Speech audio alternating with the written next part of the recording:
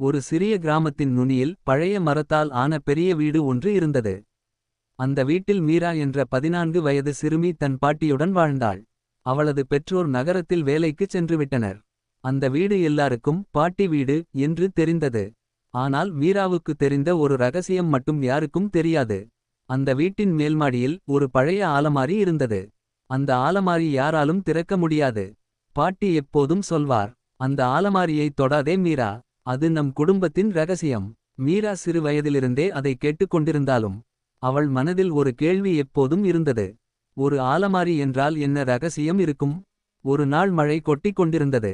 பாட்டி கீழே தூங்கிக் கொண்டிருந்தார். மேல்மாடியில் இருந்து டக் டக் என்ற ஓசை வந்தது. மீரா மெதுவாக மேலே ஏறினாள். அந்த பழைய அறையில் தூசி பறந்தது. நீண்ட மூலைக்குள் அந்த மாயா ஆலமாரி நின்றது. அவள் அருகே சென்றாள்.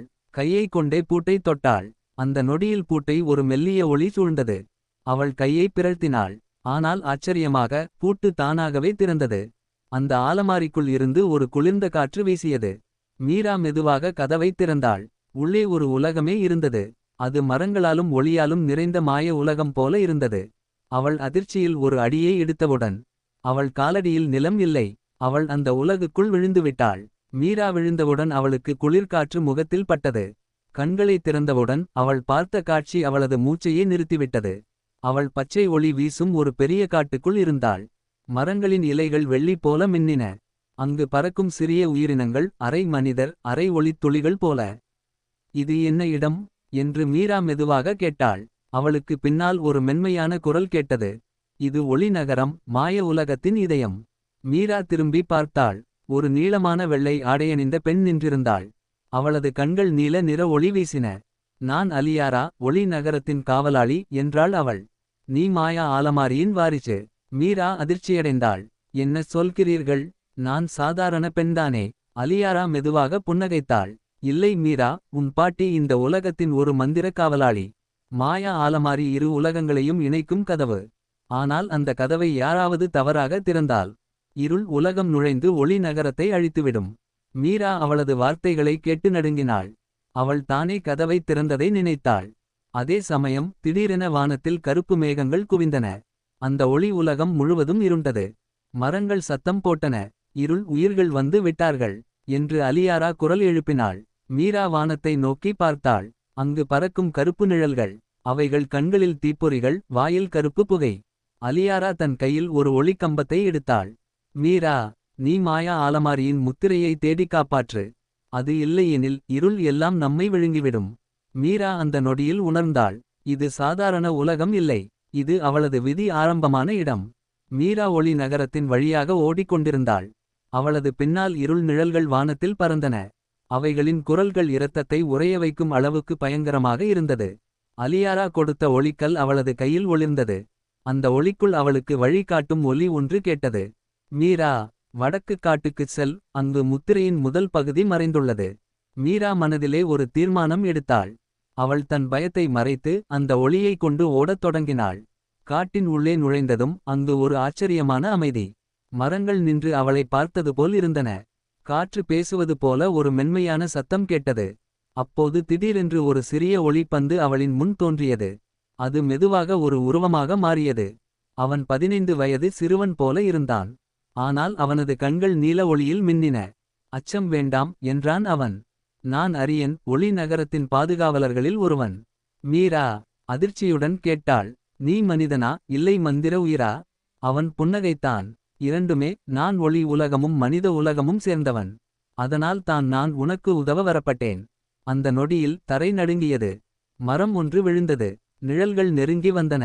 அரியன் தன் கையை உயர்த்தி ஒளிவட்டம் உருவாக்கினான். அது மின்னல் போல வெளிச்சம் தந்தது. இருள் உயிர்கள் பின்னோக்கி பறந்தன. நீ தேடும் முத்திரை என்றான் அரியன்.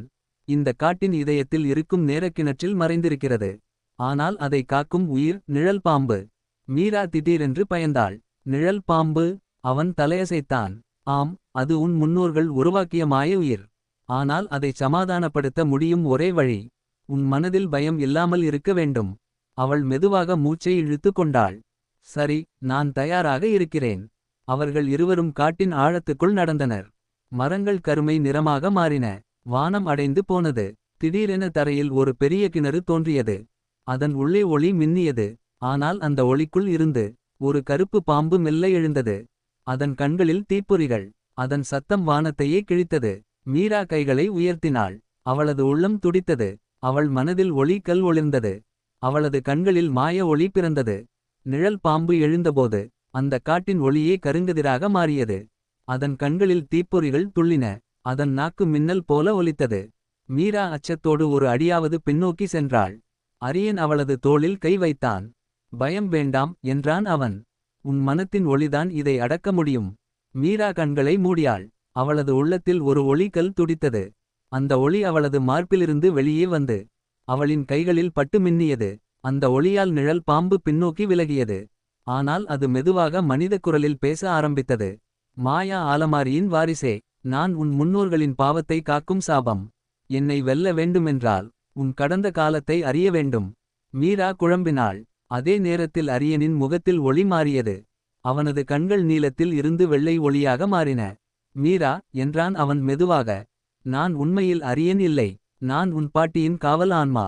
உன் உலகத்தை இருளில் இருந்து காக்க உன்னுடன் வந்தேன். மீரா அதிர்ச்சியில் நிற்க அரியன் மெதுவாக சிரித்தான். நீ தான் இப்போது மாயா ஆலமாரியின் புதிய காவலர். இந்த பாம்பை அழிக்காதே, அதை விடுதலை செய். மீரா தன் கைகளை வானத்தை நோக்கி உயர்த்தினாள். அவள் மனதிலிருந்து ஒளி துளிகள் பாய்ந்தன. அந்த ஒளி நிழல் பாம்பின் மீது விழ அது மெதுவாக கரைந்து ஒளியாக மாறியது. பாம்பு அழிந்தது அல்ல. அது ஒரு ஒளி ஆவி போல வானத்திற்குச் சென்றது. அந்த நேரத்தில் நேரக்கிணறு திறந்தது. அதன் அடியில் ஒரு பொற்கள் மின்னியது. அது முத்திரை. மீரா அதை எடுத்தவுடன் மாயா ஆலமாரியின் கதவு வானத்தில் தோன்றியது. அரியன் அவளது பாட்டியின் ஆன்மா புன்னகையுடன் சொன்னான். நீ இப்போது இரு உலகங்களின் காவலன். அலியாராவும் நானும் உன்னை பார்த்து கொண்டிருப்போம். அவன் மெதுவாக ஒளியில் கரைந்தான். மீரா மீண்டும் ஆலமாரியின் கதவுக்குள் நுழைந்தாள். ஒரு கணத்தில் அவள் தன் வீட்டின் மேல்மாடியில் விழுந்தாள். அவளது கையில் முத்திரை இன்னும் இருந்தது. பாட்டி விழித்திருந்தார். அவளது முகத்தில் புன்னகை. நீ அதை கண்டுபிடித்தாயா மீரா என்றார் பாட்டி மெதுவாக. மீரா தலையசைத்தாள். ஆம் பாட்டி, இப்போது எனக்கு தெரியும். இந்த ஆலமாரி ஒரு கதவல்ல. இது நம் குடும்பத்தின் இதயம். அந்த நொடியில் ஆலமாரி தானாக மூடப்பட்டது. அது மெதுவாக ஒளி வீச அதன் பூட்டு மீண்டும் முத்திரையுடன் இணைந்தது. மீரா அதை பார்த்து சிரித்தாள். அவளுக்கு தெரியும், ஒருநாள் உலகம் மீண்டும் இருளில் மூழ்கினாள் அவள் மீண்டும் அந்த மாயா ஆலமாரியின் கதவை திறப்பாள்.